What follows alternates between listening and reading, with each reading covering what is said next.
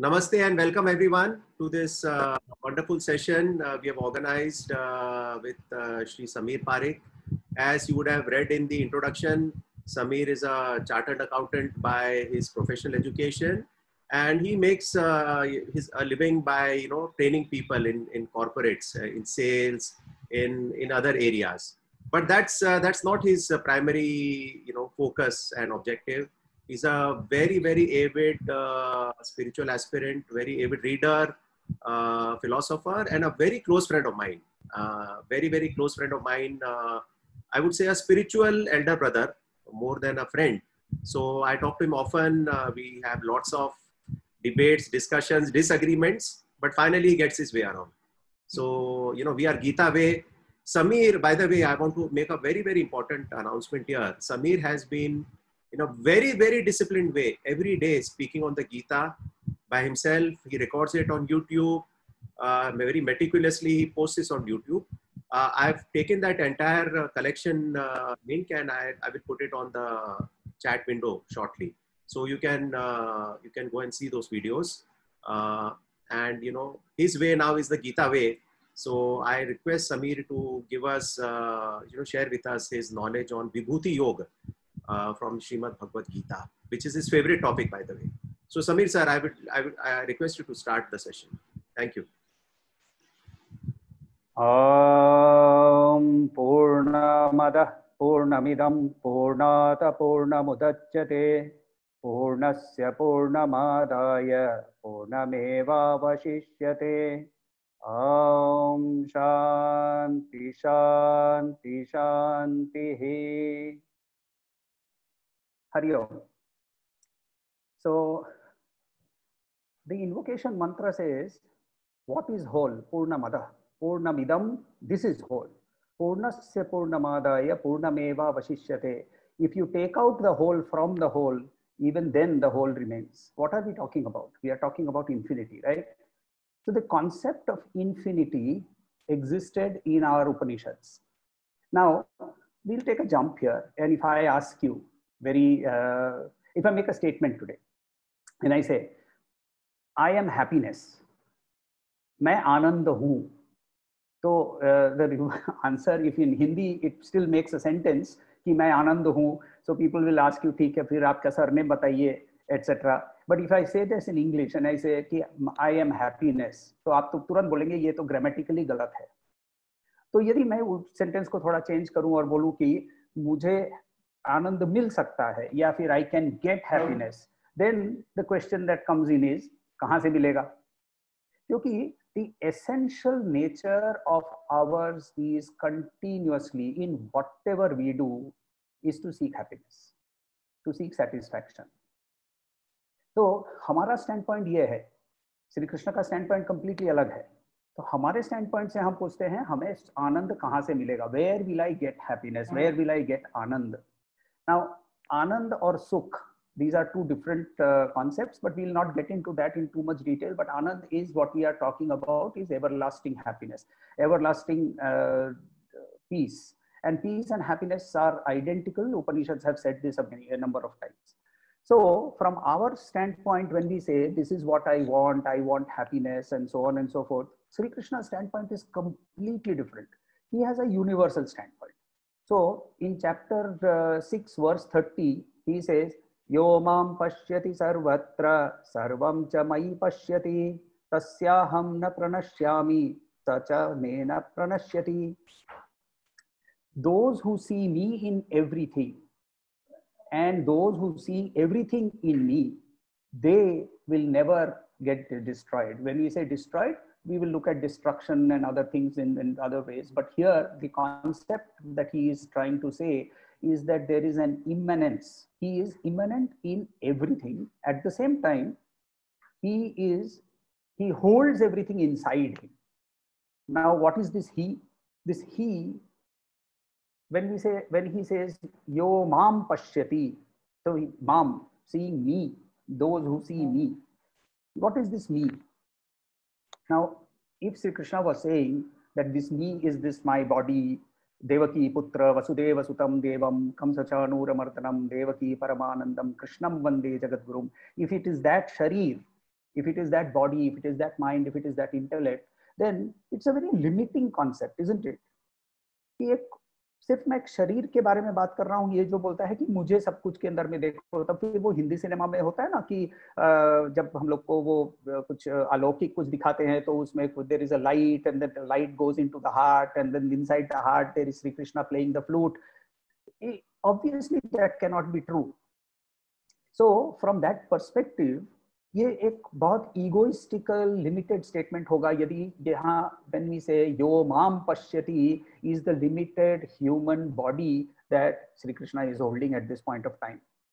So here when he says that I am immanent in everything and I also am, everything is held in me, this immanence and transcendence, ये दोनों को यदि एक साथ लिया जाए तो फिर सिर्फ एक ही चीज, there is only one thing that can be made to be understood as to what is this me. He is talking of the substratum of this entire universe, जिसको since we did not have any other word for this at any experiential level, तो इसका हम लोगों ने एक नाम दे दिया ब्रह्मन. Brahman is a neuter gender word. It has it is neither he, she, it's not even it. And for that matter, the Upanishads typically use the word that, tat use करते हैं. इसीलिए महावाक्यों के अंदर में वो तत्वमसि ऐसे वर्ड यूज करते हैं. तो तत्वमसि, that you are, तो वो it is indefinable. क्योंकि ये ना देखिए हर एक मोशन जो होता है, if we look at motion, एक गाड़ी जा रही है, if I, how do I measure that motion? I measure that motion by the fact that मैं खड़ा हूँ, I am motionless and सामने से गाड़ी जा रही है, यानी there is a motion. एक गाड़ी, so there has to be a motionless point against which the entire motion is measured. The entire universe is motion. It is in motion. इसका नाम ही जगत है. जगत का मतलब होता है that which is ever changing. So if ये motion के अगेंस्ट में, तो फिर एक मोशनलेस पॉइंट होना चाहिए जिसके अगेंस्ट में इस मोशन को मेजर कर सकता हूँ. सब कुछ हम लोग जो मेजर करते हैं वो रिलेटिव है. So there must be an absolute point against which this is measured. And if we look at cause and effect, then there must be a causeless cause from which all the effects have ultimately been produced. ये मेरे words नहीं हैं, ये कोई Indian philosopher की words नहीं है. This is the 13th century Saint Thomas Aquinas who has philosophized this. So the experience of infinity is not limited to a particular class of thinking, a particular class of people, a particular geography. And Sri Krishna has always mentioned that the real truth transcends all geographies, all barriers. For that matter, it is my personal viewpoint that the only greatest unifying philosophy in this world is Vedanta, which ultimately brings everybody to the same platform. So, हमारे standpoint से this motionless, absolute, infinite, ये हमारे लिए incomprehensible है. It's impossible for us to understand infinity. For that matter, mentally, if I ask each one of you right now to take a mental exercise and say, please imagine the distance, not in a number. Imagine the distance from here to Delhi, from Bombay to Delhi. I am sitting right now in Bombay. तो बॉम्बे से दिल्ली का रास्ता mentally distance को imagine कीजिए and you will find that your imagination fades. So even large finite numbers are also for us incomprehensible. So what we can do, हम अपने conception को highest level पे ले जाने की कोशिश करते रहते हैं. तो highest level पे जब उसको ले जाते हैं तो we can at best imagine an entity, एक being को imagine करते हैं जो उसके हाईएस्ट कॉन्सेप्शन तक उसको ले जाने की कोशिश करते हैं. एक फॉर्मलेस, निराकार, एट्रीब्यूटलेस, निर्गुण, लिमिटलेस, अनंत, ऐसा कोई बीइंग यदि हम उसको इमेजिन करने की कोशिश करते हैं ना, then it is absolutely impossible for us to imagine such a thing. Try it. Just imagine there is something in front of you which is formless. It has no shape. It has no attributes. You cannot interact with it. So ये, और उसको फिर हम और भी तकलीफजनक कर देते हैं by saying कि However, it is aware, it is conscious. Prajnanam Brahma. So Prajnanam Brahma, Prajna is awareness. So this limitless, formless, attributeless entity is also aware, it is also universally conscious. ऐसा ये हमारे लिए conceptually impossible है. तो हम क्या करेंगे? तो हम जो है ना, we have limited consciousness. Limited consciousness, why? Because we are limited by our body identification, our mind identification, or our intellect identification. तो बॉडी माइंड इंटेलेक्ट के आइडेंटिफिकेशन से we get limited. ऐसी limited consciousness को in Vedanta it is called the jiva, and the jiva observes the world outside, and because it is conceptually limited to the body, वो बाहर, उसके बाहर दिखता है उसको. जगत जो है, the ever changing universe outside, it conceives therefore a cause for this effect. वो बोलता है कि यदि ये जीव जो है वो बाहर जगत को देखकर बोलता है कि ये जीव है, मैं जीव हूँ और बाहर जगत है, तो इसका कोई कारण होना चाहिए. तो ये कारण को वो एक नाम देता है जिसका नाम वेदांत में ईश्वर कहते हैं. मैं उसको जगदीश्वरी कहता हूँ. तो this we will use the word Jagannath or Jagadishwari for here, because I like the alliteration of Jeev, Jagat and Jagannath. तो ये जो जगन्नाथ जो है या जगदीश्वरी जो है, ये हमारे लिए highest understandable evolution of a जीव है. ये जीव जो है वो इवॉल्व करते करते करते करते करते करते एट अ पॉइंट जहां उसको ये ईश्वर की कॉन्शियसनेस, अनलिमिटेड कॉन्शियसनेस का आभास होता है. So by that definition it must be the best of everything, क्योंकि वो हाईएस्ट इवोल्यूशन पे है. तो ये यहाँ उल्टा देखते हैं. यदि ये जगत जो है वो, यदि it is a projection from this Jagannath, तो एंटायर कॉस्मोस जो है it must be nothing but an aspect of this universal consciousness. For that matter in Mundaka Upanishad it says that from one fire there are multitude of sparks. तो जैसे एक fire होता है, उसके अंदर में से स्पार्क्स निकलते हैं, and you would have seen that. तो बॉन फायर करते हैं हम लोग, होलिका का फायर करते हैं. तो ये जो होलिका का फायर है, होलिका के फायर के अंदर में यू विल सी दो sparks coming out. Each of दो sparks has the same form and the same characteristics as this big fire from which they are born, and when they fall they just fall back into that same fire.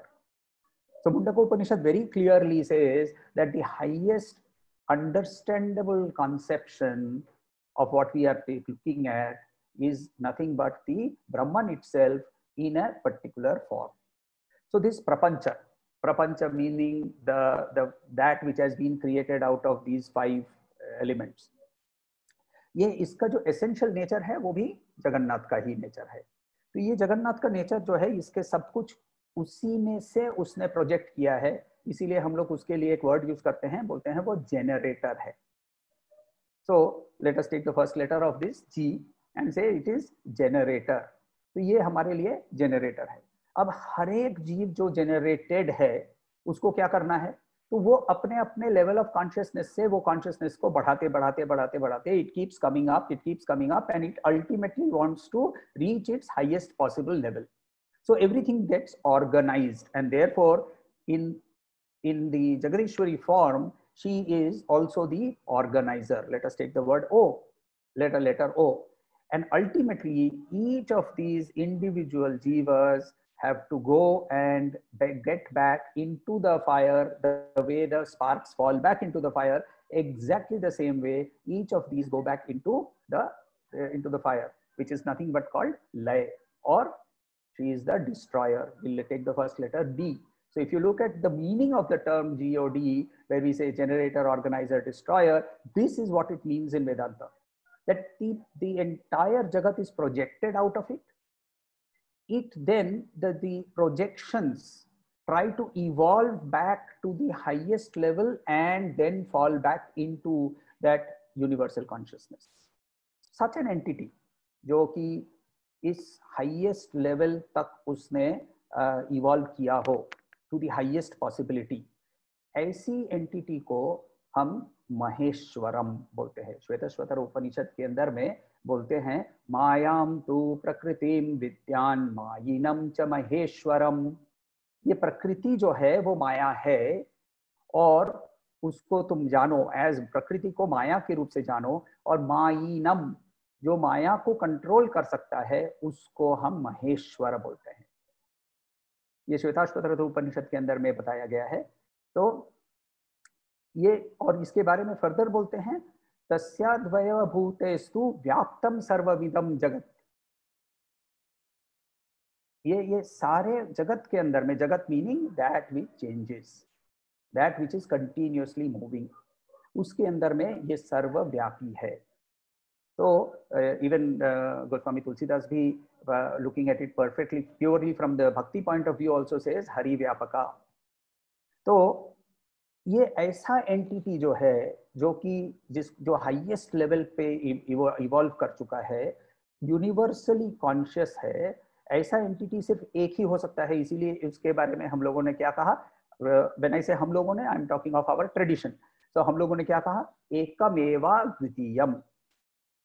Such an entity cannot be bound by time and space, and it cannot be limited by cause and effect. So it is therefore present in everything at its highest possible evolution. Chapter so यहाँ तक हम लोग यदि देखें तो this is what we are talking about in terms of why the whole concept of chapter 10 विभूति योगा क्यों हुआ। Traditionally Bhagavad Gita जो है ये 3 खंडों में, भाष्यकार लोग इसको 3 खंडों में विभाजित करते हैं।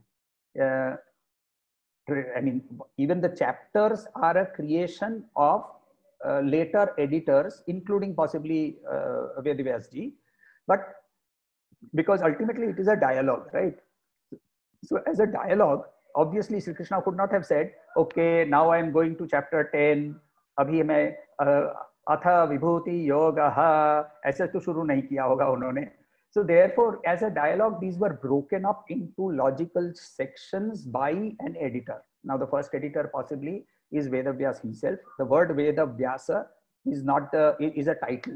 Vyasa means the person who edits.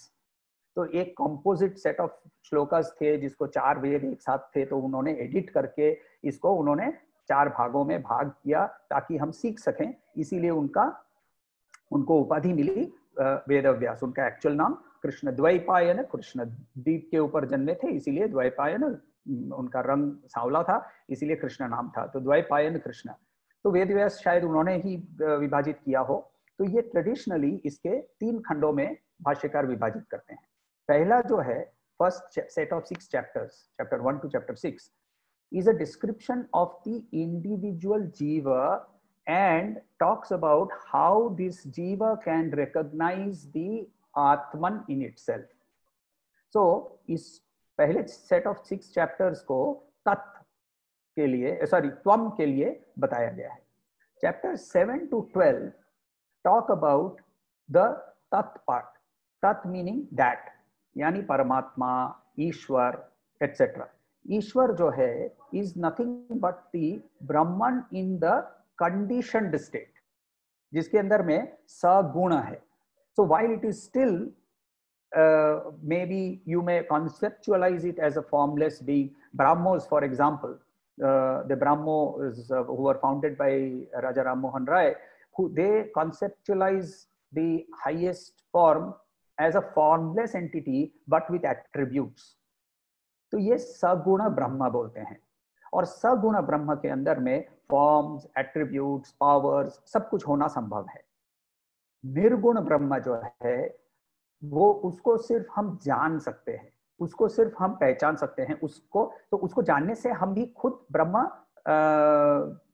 ब्रह्मन बन जाते हैं। This is one of my favourite word sayings कि अकाउंटेंसी पढ़ने से मैं अकाउंटेंसी नहीं बन सकता, मेडिसिन पढ़ने से मैं मेडिसिन नहीं बन सकता, लॉ पढ़ने से मैं लॉ नहीं बन सकता, मगर ब्रह्म विद्या प्राप्त करने से मैं ब्रह्मन बन सकता हूँ। ब्रह्मविद ब्रह्मैव भवति। तो ब्रह्मन जो है, ब्रह्मन को जानने से ब्रह्मन हम बन जाते हैं, क्योंकि हमारे अंदर में जो इग्नोरेंस है वो निकल जाता है. So the chapter 7 to 12 talks about the nature of Brahman, and the chapters 13 to 18 talk about Asi, the joining of Tat and Tvam. So the Bhagavad Gita itself is the whole of it is a Mahavakya of the Tat Tvam Asi, that thou art. ये तुम हो, ये कहाँ से आता है ये भी हम लोग अभी देखेंगे. तो श्री कृष्ण चैप्टर 10 के लिए लॉन्च करने के लिए, चैप्टर 10 जो है विभूति योग के बारे में लॉन्च करने के लिए उन्होंने इसके बारे में प्रिल्यूड पहले हम लोगों को दिया हुआ था. उन्होंने चैप्टर 7 वर्स 8 में उन्होंने कहा था, रसोहम अप्सु कौन्तेय प्रभास्मि शशिसूर्ययोः प्रणव सर्व वेदेषु शब्द खे पौरुषम Rishu. I am taste in the water. I am the light of the sun and the moon. Of all the Vedas, I am the Omkar. In ether, I am sound. And of human beings, I am ability. तो उन्होंने बहुत clearly declare किया हुआ है that he is the essence of everything. And देखिए, he is the essence which creates that being. Taste cannot be felt without the liquid element in our tongue. जब हमारा जीभ सूख जाता है तब क्या होता है, हमें टेस्ट नहीं आता है. बुखार जब हो जाता है, जीभ सूख जाती है, तो हमें टेस्ट नहीं मिलता है. टेस्ट के लिए moistness is required. इसीलिए रसोहम अप्सु, I am the taste in the water. Without that taste, the water carries the taste. Prabhasmi sashi suryoho. If the light of the sun or the moon is removed, we don't see it at all. So the essential nature of these things, सर्व वेदेषु प्रणवः. मैं ओमकार जो है, इसके बारे में मांडुक्य उपनिषद के अंदर में ओमकार का बहुत विस्तारित रूप से बताया गया है. तो वहां प्रणव है, प्रणव का मतलब होता है Omkar. The nature of the Mahattatva in each of the 5 elements, the element of earth has smell in it, water has taste in it, air has feelings, touch in it. Similarly, the element of space, ether, kham, has sound in it. So it is the essential nature of space to hold sound, and it is the essential nature of every human being to have ability. There is ability in every human being. For that matter, Subhashitam says, na karmana manushyo nasti. So it says, amantram aksharo nasti, na vanaspataya aushadham nasti, na aksharo manushyo nasti. So there is, every human being has ability. Abilities may differ, but that ability comes from that essential self. So he says this in chapter 7. In chapter 9, he further declares, aham kratur aham yajna swadhaham aham aushadham mantroham aham evajyam aham agnir aham hutam. So he says, I am the yajna, I am the big yajna, kratu. I am the akshar swadha. Swadha is the akshar used for transmitting the offerings to the pitrus. I am aushadhi. I am the mantras. I of a yajna, I am the mantras. So he is taking a yajna as an example, and he says that I am the doer of the yajna. I am the Vedic ritual itself. I am the mantra that is invoked. I am the offerings that are put inside, the aushadhis that are put inside the yajna. I am the mantras that are used. I am the ajyam. Ajyam is the ghee that is used. I am the fire, and I am the oblation. So his immanence in everything is not the first time that he is declaring this. So chapter 10 essentially is at a point of time in the entire conversation जहाँ श्री कृष्णा अब क्या है कि उनको खुद की CV लिखने की जरूरत पड़ गई है, क्योंकि ऐसा है कि जिस चीज को हम जानते नहीं है, हम देखिए कभी कोई इंटरव्यू के लिए आता है तो क्या बोलते हैं, कि बताइए आपके बारे में, please tell me about yourself, can I show, please show me your resume. Sri Krishna also has to give his resume, right, before we accept what he is. So he's now giving his own resume. तो इसके resume के अंदर में हमने उनके evolution के steps के बारे में हमने ऑलरेडी देखा कि evolution basically for consciousness is from ignorance to knowledge.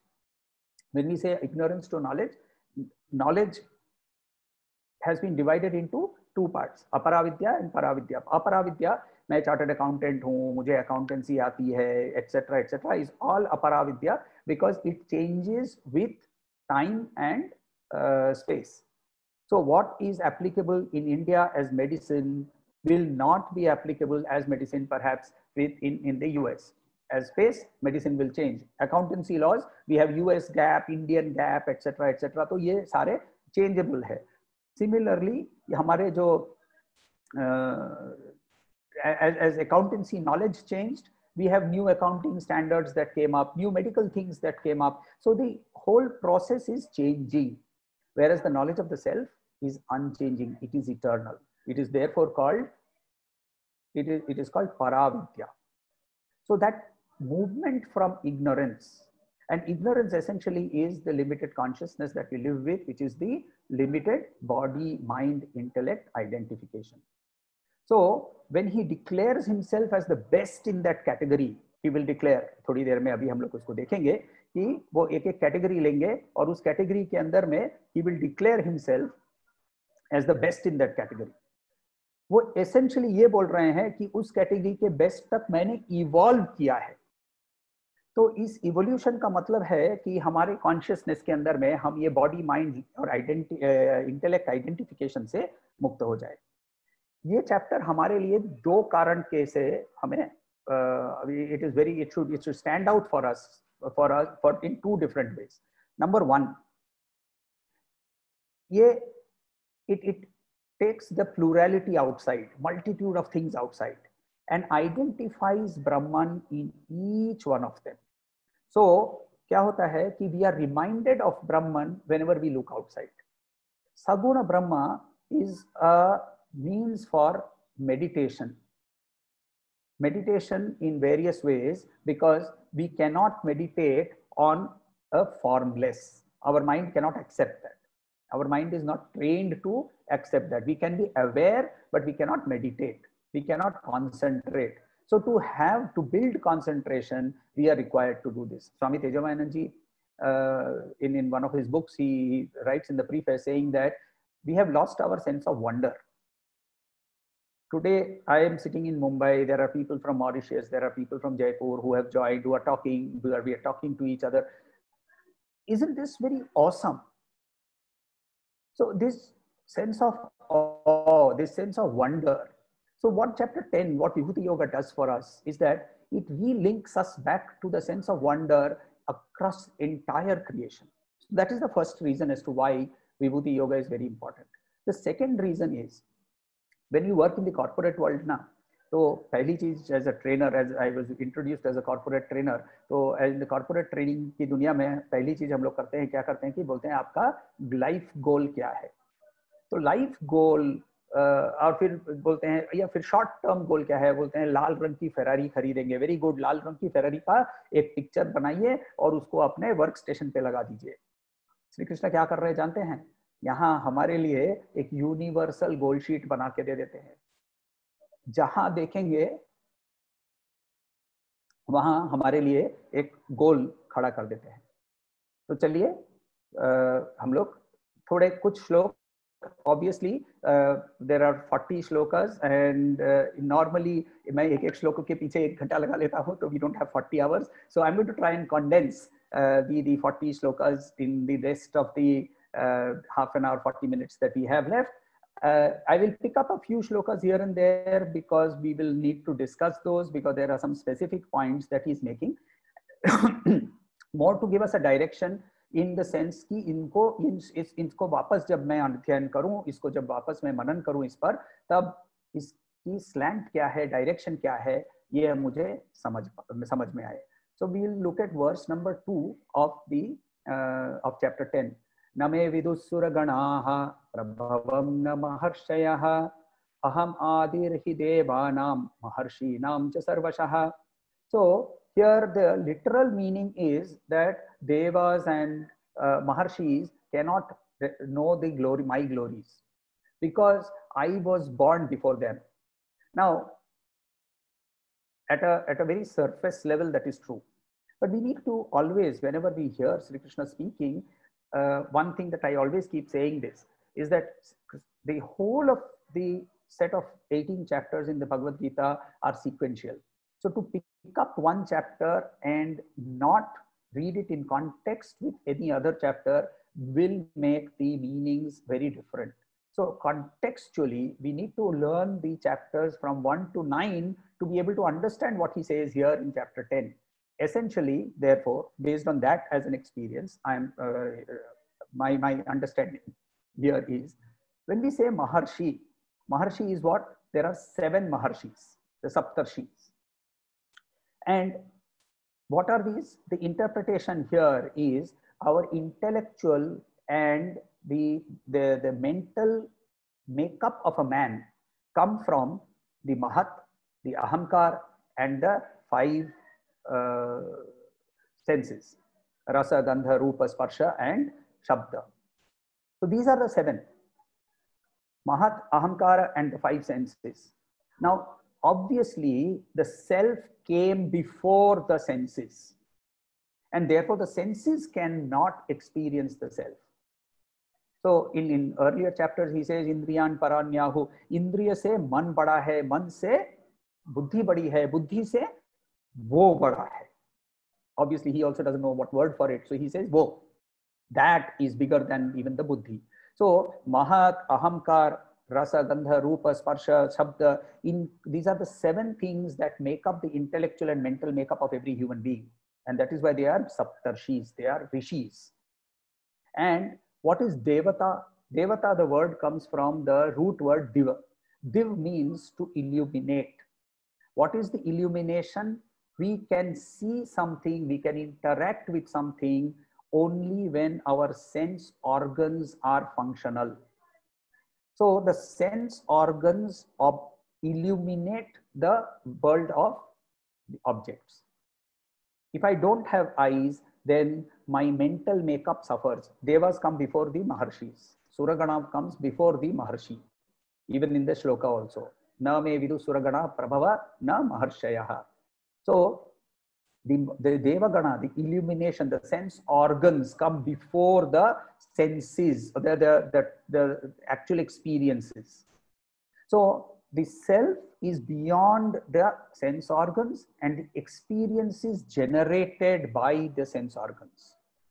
That is the essential meaning of this particular shloka. So he says that I, the self, the Atman, the Paramatman, is not knowable by perception, feeling, or thinking. The body, mind, intellect's construct cannot know me. He goes on to say in verse number 3, Yo mam ajam anadim cha veti lokamaheshwaram asammudha samarteshu sarva pape pramuchyate. So they who know me as unborn, endless, without a beginning, those who know me as the Loka Maheshwaram, those people get rid of their delusion and they become free of all sin. The word sin in Vedanta has to be very clearly seen. The sin word is it is a very wrong translation of the word papa. Papa is actually in Vedanta very clearly an identification with the body, mind, intellect construct. It is ignorance. Papa is ignorance. Because of ignorance, we do things which are wrong. So the root cause of all evil or all bad things that are so-called bad things that are happening in this world is the fact that we are identified, we are rooted in our identification with our body, mind, and intellect. Therefore, he says that he who knows me meaning the self, the Atman, the Paramatman, as Loka Maheshwaram, the word Loka. Now again, The word loka can be translated as bhuloka, bhuvarloka, swahaloka, maharloka, etc., etc. We are not looking at those loka. The word loka, if we go back to the dhatus, the root words of Sanskrit, the word loka means to perceive. So those who know me as the perceiver, the root perceiver, and not that which is the perception, he who is the experiencer, the true experiencer. The easiest and the best example of this is when you go back into the deepest sleep. You do not have a body, you do not have a mind, you do not have intellect. None of these are working. And yet you remember that experience of sleep. Who is the rememberer, if that is a word? So that is it. And again, for this, therefore, the only word that could be thought out by the rishis was the word chit. And therefore, he uses the word chitta and says that chit is the Sarvaloka Maheshwaram. Again, Shvetashvatara Upanishad again says, Tamishwaranam Paramam Maheshwaram, Tam Devatanam Paramam Cha Devatam. Patim Patinam Paramam Parastad Vidama Deva Bhuvanesha Medium.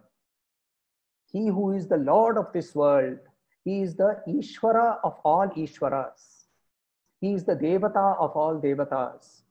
He is the Lord of all Lords. That is nothing but the self. Tam, he heard again. You. These yous do not have a name. In the entire Upanishad, you will not find any name of any god or any deity coming up, because the Upanishads were discussions about the eternal self. So we jump from here to verse number 7. And here he actually gives the name of the particular chapter itself. Etam vibhutim yogam cha mama yoveti tattvataha so vikampena yogena yujyatena atra samshayaha.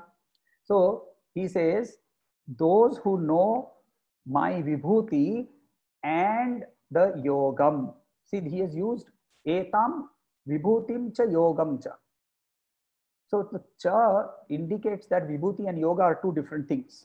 Now the word again, vibhuti, means glory. It also means pervasiveness. So vibhuti means pervasive. See, Sanskrit, the words, every word has multiple meanings, and it is very important to look at the meanings very contextually. And it's again a favorite example of mine. Aja, the word Aja means goat. Aja also means Brahma, the creator Brahma. He is also called Aja.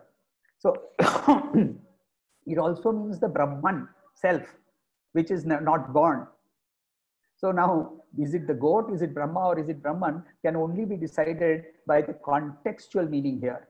So here, when we look at the contextual meaning of the entire set of shlokas, we realize that etam vibhutim yogam cha, so they who know the truth, veti tattvataha, they, without shivering, vikampena, without kampan, without shivering, yogena yujyate natra samsaya, without doubt, you have union with me. Me meaning here, their identification is, the body identification, the mind identification is lost, and they become united with their real self.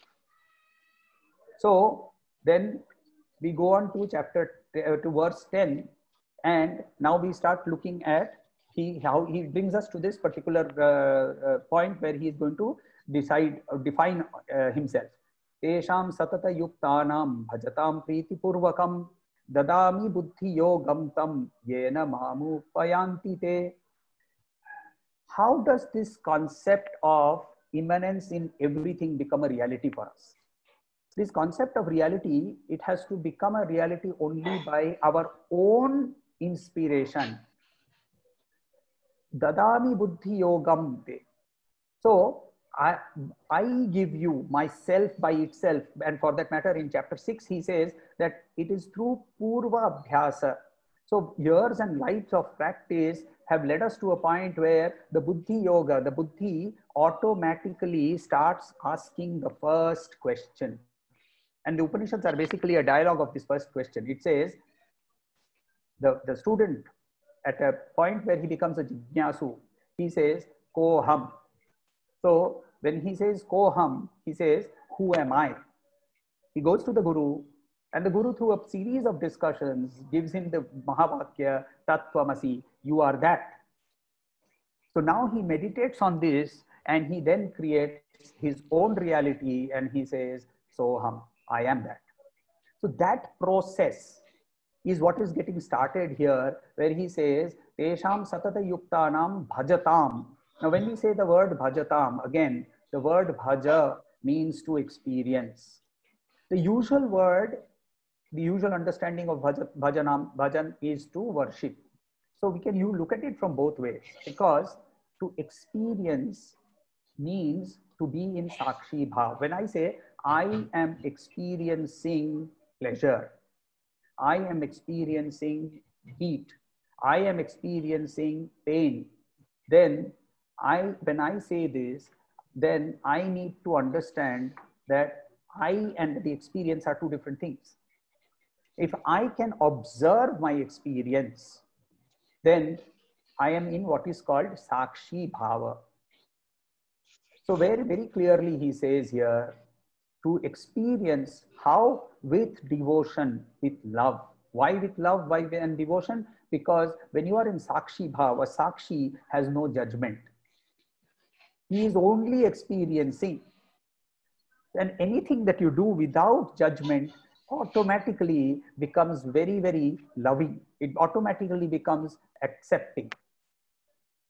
So, and that is one of the key things about Vedanta, is that we are not given the position of judges. From here, from verses 12 to 18, Arjun comes up with a whole set of questions and statements. Arjun's entire perspective has changed. In chapter 2, in verse 7, he said that Sishyasteham Shadhi Mam Tvam Prapannam. So, I am your student, please accept me. However, over the period, he keeps questioning, and the degree of his questioning changes. The degree of his questioning becomes more intense, more involved, and he very clearly has a complete acceptance of his Guru.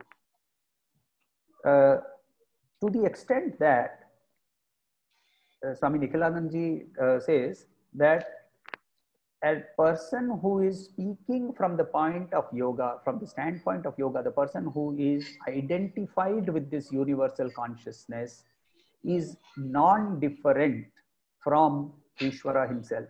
And therefore, he uses the example saying that you are sitting down and you are doing puja to your whatever form of deity that you worship, and such a person walks in, you can just coolly shift your puja from that idol to this person, and the puja will continue to be at the same level, because this person is at that standpoint of universal consciousness.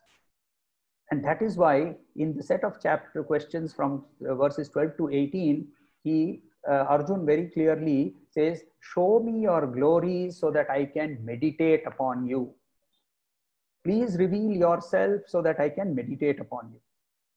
So before he starts this process, in verse 20, he gives a very generic statement over here. And he says, Ahamatma Gudakesha Sarva Bhutashaya Stitaha Ahamadischa Madhyanscha Bhutanamanta Evacha. So he says, I am the Atman of every living being, everything for that matter. Bhuta here could mean two things. One, it could mean living beings, conscious beings. It could also mean anything that is made out of the Panchabhuta. I am the essence of all, I am the real self of all things that are existing. Essentially, therefore, you know what he's actually saying? He's saying, whatever I am now telling you, you are actually hearing about yourself. I am in you as much as I am in all things. And hence, if मैं यदि ये बोलता हूँ कि मैं आदित्यों में मैं विष्णु हूँ, तो तुम भी विष्णु हो. मैं यदि ये बोलता हूँ कि मैं जो प्रज्वलित हैं उनके अंदर मैं सूर्य हूँ, तो तुम भी सूर्य हो. So he is actually giving this huge goal sheet for us, a hugely optimistic, hugely and no pressure, no pressure, achieve it this life itself. So he is giving that set of goals which are very, very high, but at the same time, so very encompassing that it gives us it gives us a continuous reminder.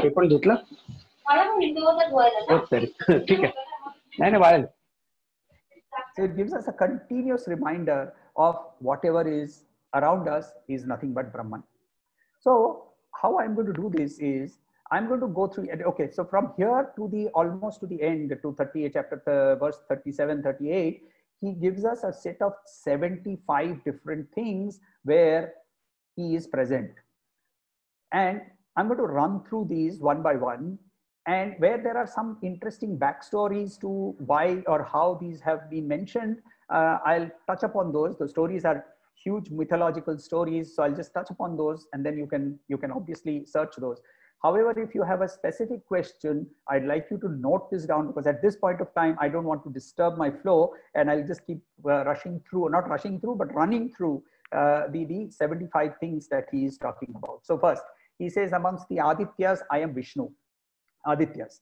Kashyap Muni had multiples of wives. So, and one of them was Aditi. So the one without a second. And there are lots of shlokas in the Rig Veda about Devi Aditi. She produced 12 children. They are called the Dvadasha Adityas. And of these, the youngest is Vishnu. So, but the youngest, however, is also the most powerful. The eldest is Indra himself. And therefore, even in the Sahasranama, he is given, in Vishnu Sahasranama, he says Vasavanujam. So he is, Vasava is the name of Indra. And he is therefore declaring himself here. So the self declares itself as the most powerful of all the Adityas. Amongst all the luminaries, he says, I am the sun. Now that is a very, very obvious statement. Of all the Marutas, I am Marichi.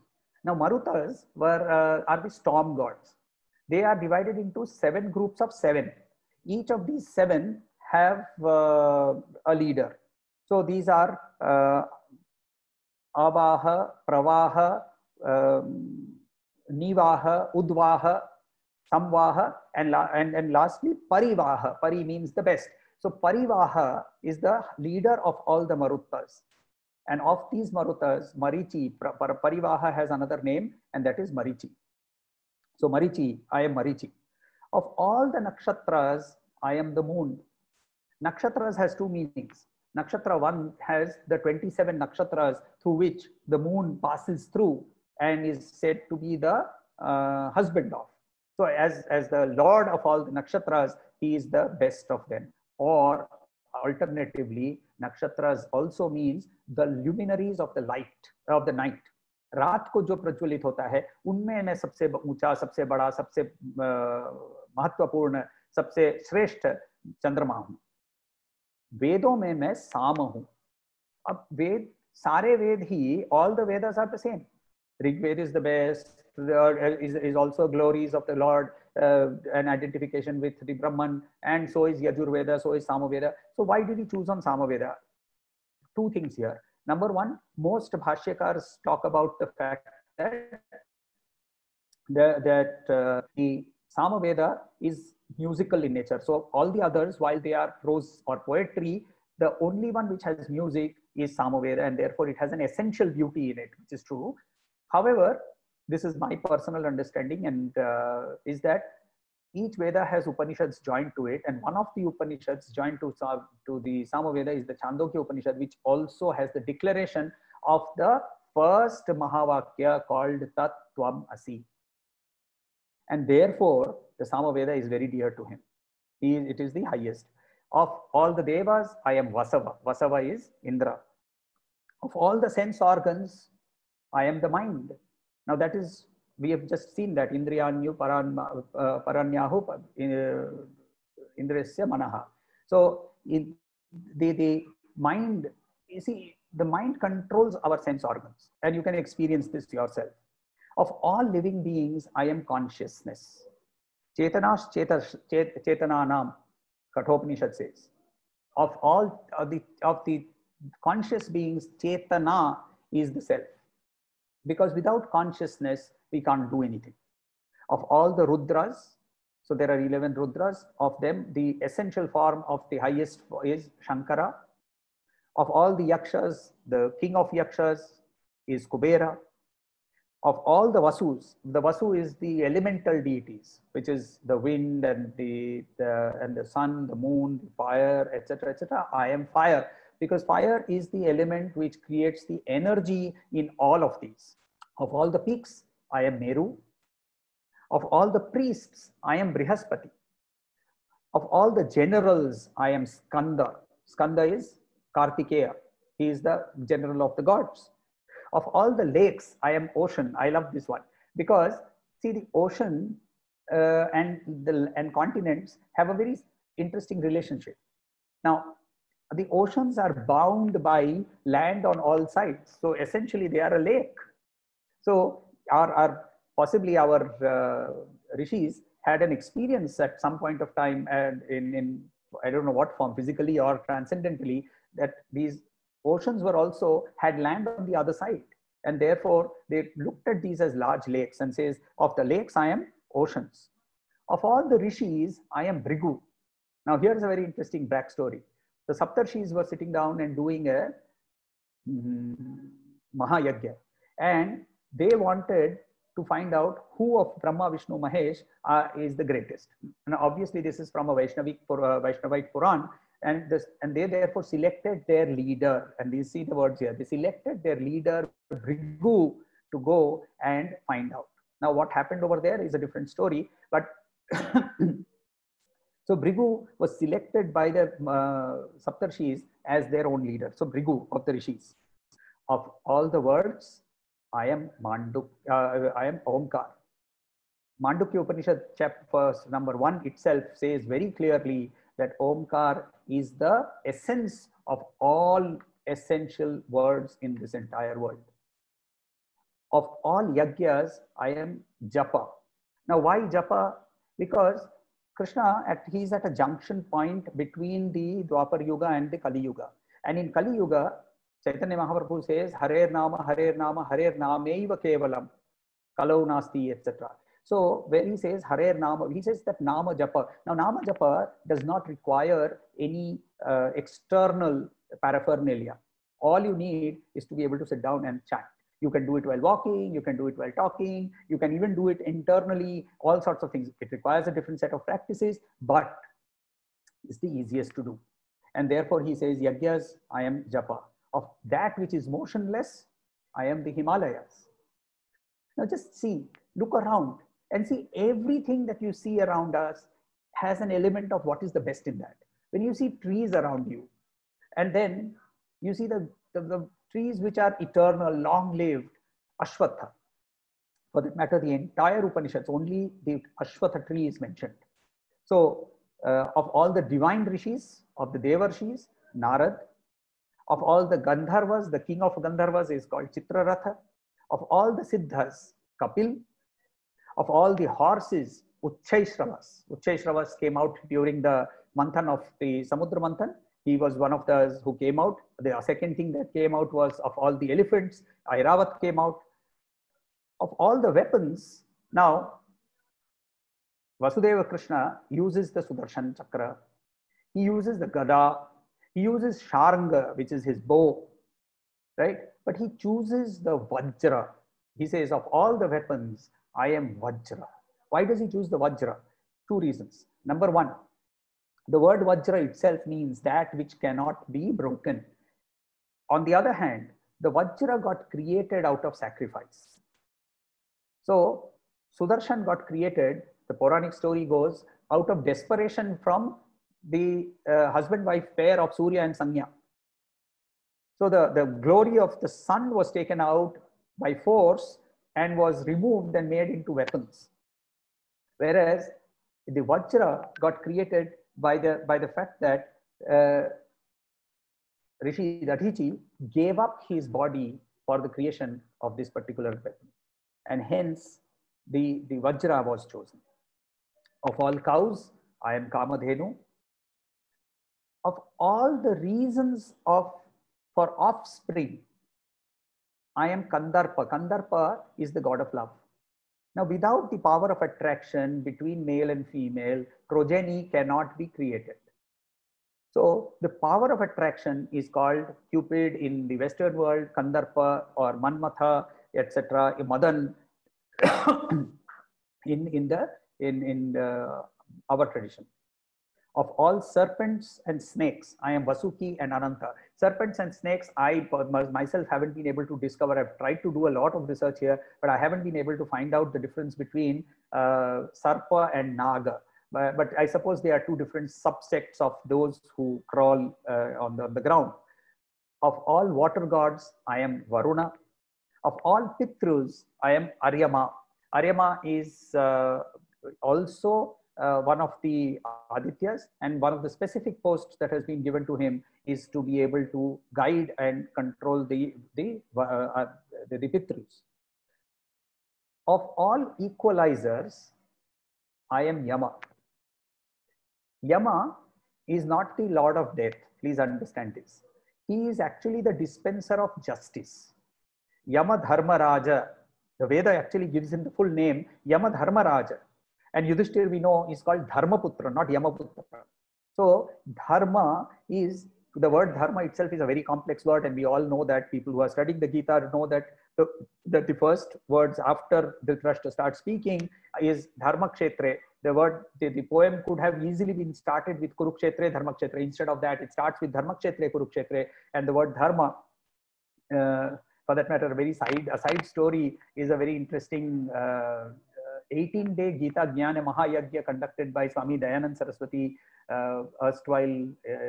So when he started his own mission, and he did this session this is way back when I was in Calcutta, 18 days, and he said each day we will do one chapter. He started the first shloka, Dharma Kshetre, Kurukshetre, and then he started about Dharma, and for 18 days, he was still stuck on the first shloka. He did not chant a single second shloka. However, using that, he obviously explained the whole Gita very beautifully. So the word dharma is a very complex word. But one thing about dharma is that it is completely, it is completely impartial.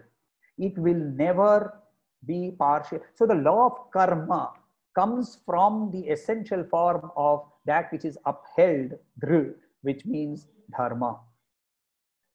Of all Daityas, I am Prahlad. Now, Prahlad, the devotion of Prahlad is such that in Srimad Bhagavat, Narad Muni, this is a very beautiful story.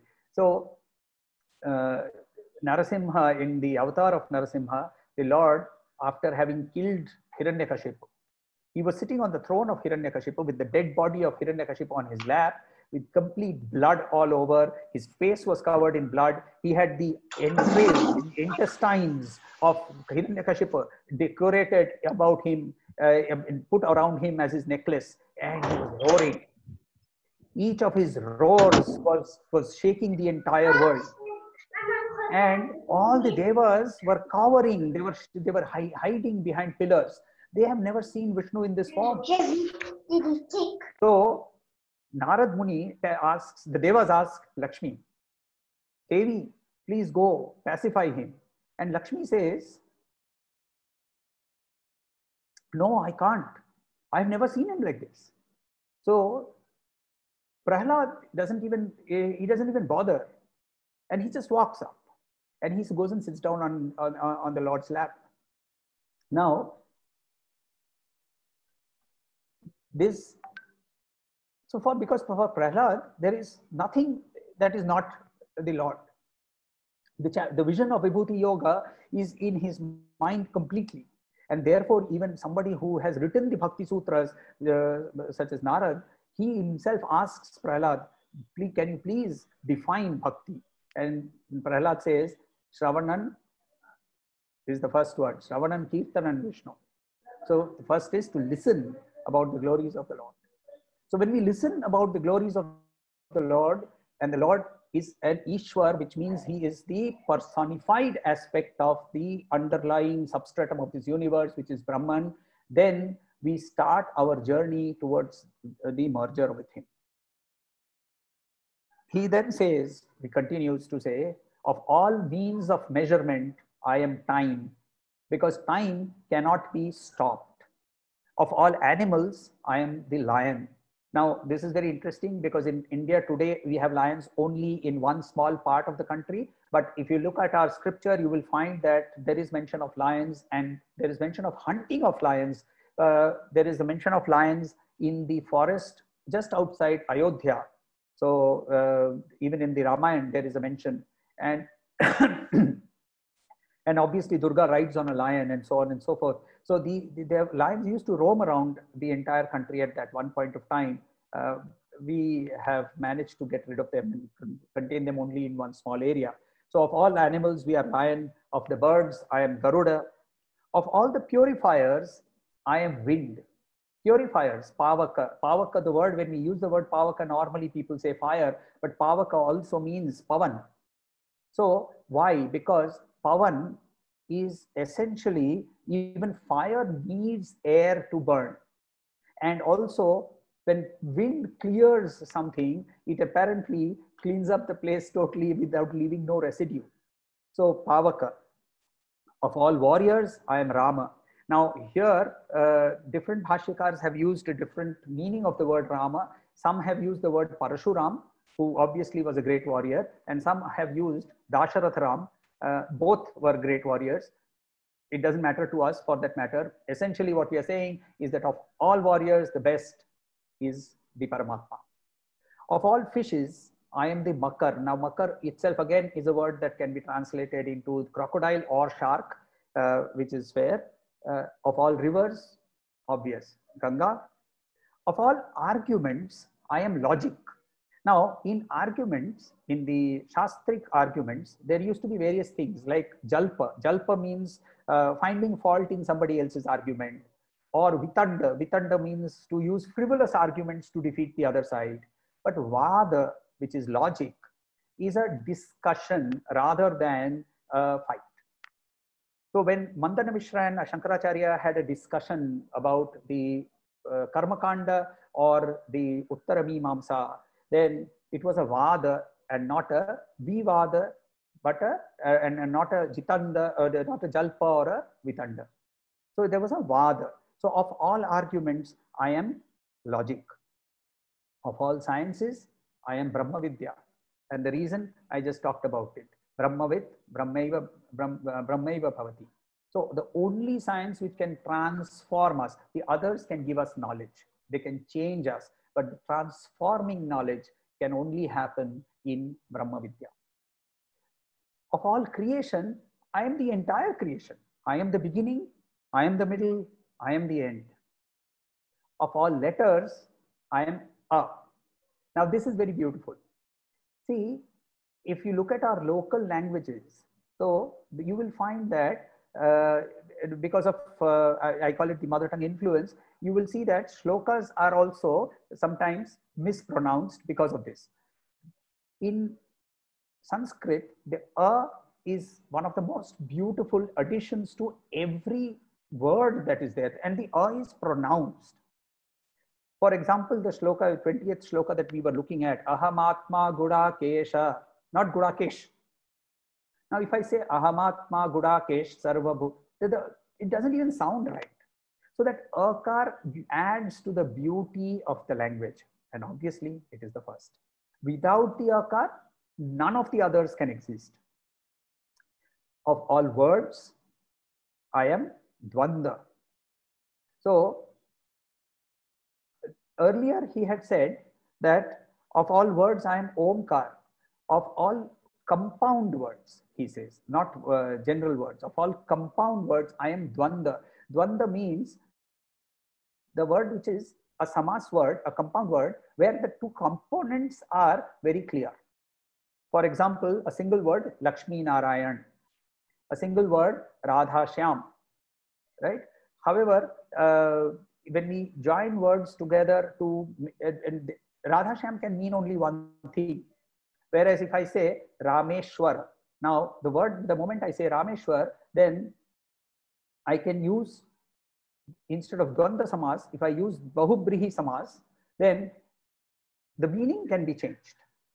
Rameshwar can mean the Ishwar of Ram, or it can also mean he who is the Ishwar, Ram who is the Ishwar. So both meanings can become possible and therefore can create confusion. So of all joint words, of all compound words, I am Dvanda, which is very clear. Of all that is eternal, I am time.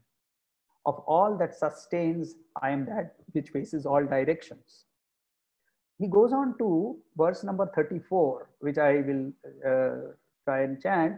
It says, Mrityu sarva haraschaha udbhavascha bhavishyatam kirti srir vakcha nari inam smritir medha dhriti kshama.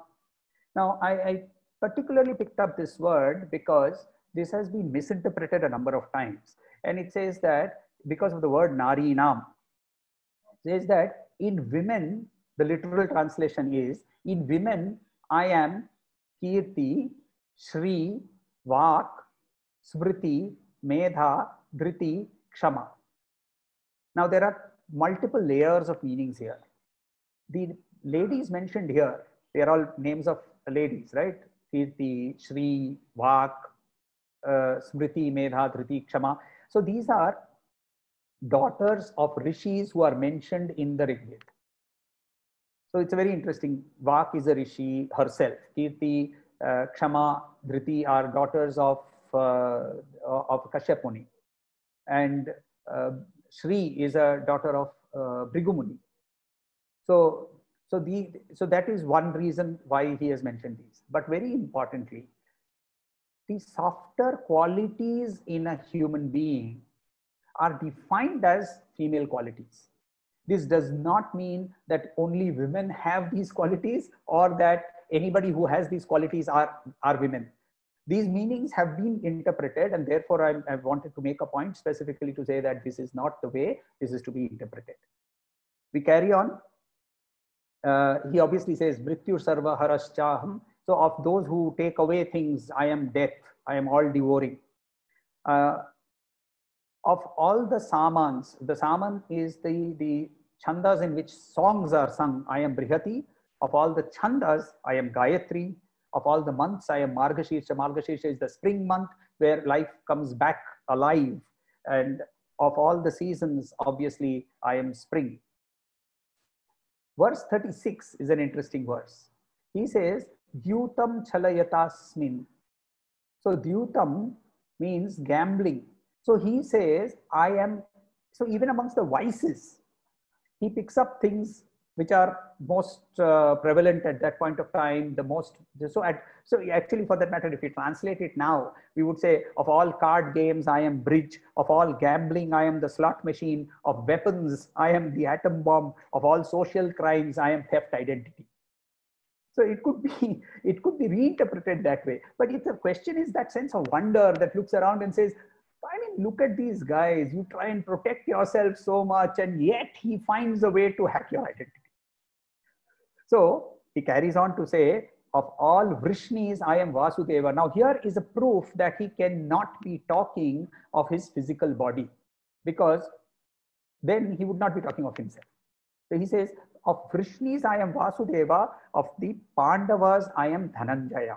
Vasudeva meaning himself, and Pandavas meaning Dhananjaya meaning Arjun. Of all Munis, I am Vyasa, and of all poets, I am Ushanas. Ushana is Shukracharya.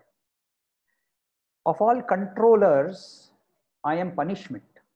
Now here is a very interesting take. He says, of Sama, Dama, Bheda, Danda. Sama, Dama, Bheda, I am the highest is Danda. And that is true, right? So we try to pacify, then we try to bribe. When we want to get work done, we want to control somebody, we want to influence somebody. We first try to explain, then we try to bribe him, not bribe him as in money, but bribe him through things that he wants. And and then we try to say, okay, if you don't do this, so we try and do threatening. And then finally, we have to use punishment. So of all these, the best is punishment. The evolved one is punishment. of all conquerors, I am Niti. Niti is diplomacy. So diplomacy is the best conqueror, is what he is talking about. And of all secrets, this is the best one. I'm silence. So if you want to, for that matter, Yudhishthir once said in Mahabharata that if you want to leak out a secret, tell it to one person. So the only way to keep a secret is to never speak about it. So he goes on from here to talk about it in verses 41. Yat yat vibhutimat sattvam shrimad urjitameva va tat tat tat tat eva vagachhastvam mama tejomsha sambhavam. Whenever, wherever you see some majesty, in all that you must certainly know that it is from a fraction of my glory. Let us look around this world and see the immanence and the transcendence of him all across. In every place, in everything, let us find that best in that and say that is the essential nature of my own self. And when we look at that my own self and we understand our limitation, which is the first point of starting, then we can sing like the Upanishad. Na tatra suryo bhati na chandra tarakam nema vidyuto bhanti kuto yam agnihi tameva bhantam anubhati sarvam tasya bhasa sarvamidam vibhati. The sun, the moon, the stars, the lightning, none of their light can compare with your light. What of this small self, which is limited by body, mind, intellect limitation? It is your light that creates this light across this entire world. We glow because of your light, and because of you, we are all illuminated. So that's where we will close this from my side. Now, if we have discussions, if we want to have our questions, more than happy to take any questions. Thank you so much, Samir, for giving a wonderful exposition of some of the infinite vibhutis of the Lord. Very, very interesting session. I think what you do is you create perpetual homework for us, because you give so much substance in 1 hour that we keep working on it for many, many weeks or months to come. So very, very good thoughts. I see some questions on the chat, and Shweta Pathak ji has asked, is it Dana with an N or is it a Dama? I think she's referring to the Sam, Dam, Danda, Veda, which is the Arthashastra, Chanakya Arthashastra. So is it Dana? It's M. It's M. Okay. Then she has a question again. His physical body is the form people get connected to. All physical forms give aid to Sagun Bhakti. His physical body, is it the form people get connected to? And do all physical forms give aid to Sagun Bhakti? Yes, yes. And she's answered it herself. Yes. so perfectly right. Yes. So the point is, wherever and whenever he says that, yat, right? Wherever and whenever you look out and you say, so where I'm sitting right now, I have my veranda and I can see a very nicely blossomed, fully green curry patta tree. It's my awareness of that curry patta tree. And if I can concentrate on it, and I can feel the awareness that is permeating through it, I am also being in a state of union. Okay. Very nice question, Alkaji. How would you relate this chapter to leadership today? So firstly, I have to first make a very, very strong disclaimer, and I have said this 100 times if I have not said this once, is that Bhagavad Gita is, while there are lots of books on management from the Bhagavad Gita, but I have always held Swami Vivekananda's viewpoint that the primary function of Bhagavad Gita is it's a moksha grantha. And Swami Vivekananda has said this in a number of works, a number of places.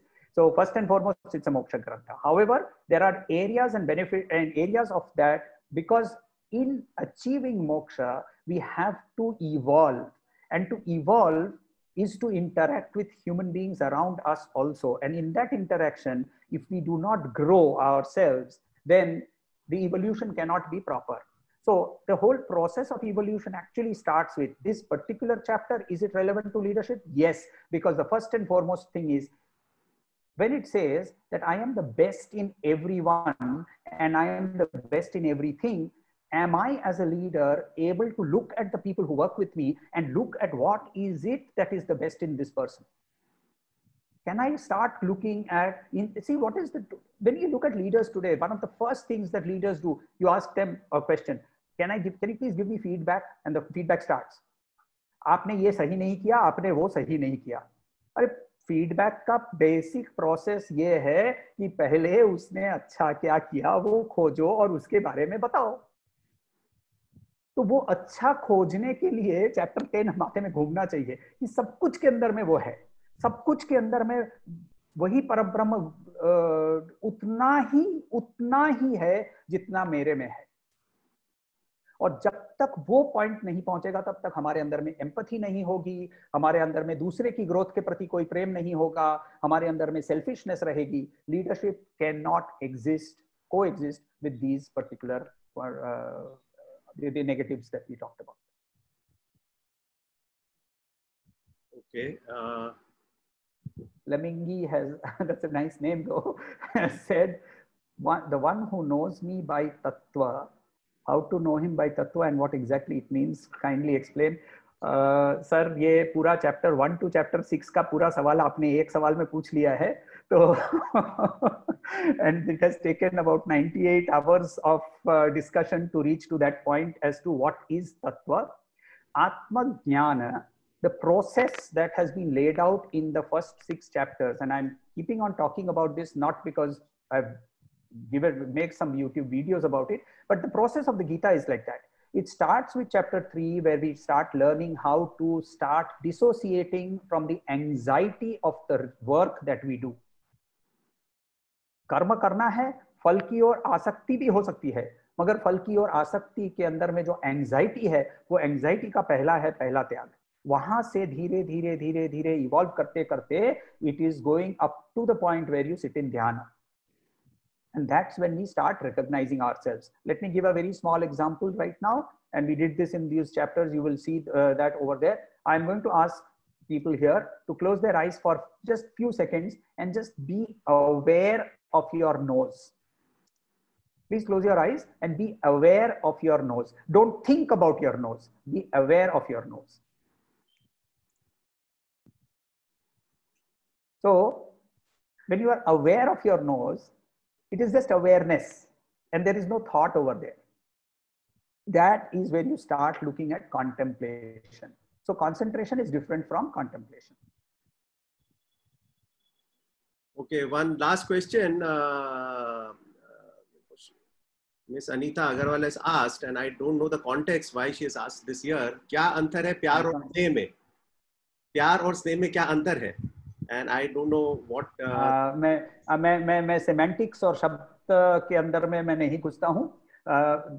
The word used in the Gita has been typically prema, and even in bhakti, if you look at the whole concept is prema, which is basically to put oneself, the other needs and others wants before oneself, and that is how prema has been defined. So that is the definition. I don't know specifically, I'm not a grammarian. I cannot differentiate between pyar and sneha, except that I know that sneha word means oil also. So sneha का मतलब तेल होता है. तो तेल थोड़ा तेल बोलने से ही तेल की धारा याद आती है. देखिए ये वर्ड एसोसिएशंस है. तेल की धारा याद आती है. तेल की धारा जब याद आती है तो तेल की धारा का मतलब होता है कंसंट्रेशन. तेल की धारा एक धारा से गिरती है बिना हिले. वो कंसंट्रेशन जब होता है तो अपने आप सब कुछ के प्रति प्रेम और सब कुछ के प्रति ये समदर्शिता अपने आप पैदा हो जाता है. ठीक है समीर, अभी हम विराम लेंगे इस सेशन में। मुझे आपका सेशन बहुत ही सुंदर, उपयोगी और ज्ञानवर्धक लगा।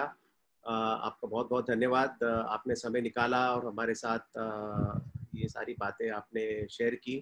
मैं आगे भी चाहूँगा, आपको निमंत्रण दूंगा कि आप जब भी आपको समय अवकाश मिले, आप हमारे सेशन में आए और श्रीमद् भगवद गीता में आपके मनपसंद चैप्टर या श्लोक पे या जो भी दृष्टांत आपका है उस पर आप हमसे बातचीत करें। तो जरूर, एक शांति वचन से अंत कर लेते हैं। हाँ, ॐ सहनाववतु सहनौ भुनक्तु सह वीर्यं करवावहै तेजस्वी तेजस्विनावधीतमस्तु मा विद्विषावहै। ॐ शांति शांति शांति। Okay, thank you everyone. I just want to remind all of you, next Sunday we have a very special and important session by my dear friend Dr. Mrs. Vedika Hardayal Chekori from Mauritius. She will be speaking on ethics in the Gita. And a side update is that I will be speaking on the Gita on Saturday evening on the Shemaru platform, Shemaru devotional series, and I will share these updates on the Gita Way WhatsApp group. And Samir sir's lecture will be available on the GitaWay.in website. I'm going to upload it on YouTube and leave it there for eternity. So you can go and listen to it whenever you need. Thank you, everyone. Thank you. Bye-bye. Yeah, thank you. Thank you.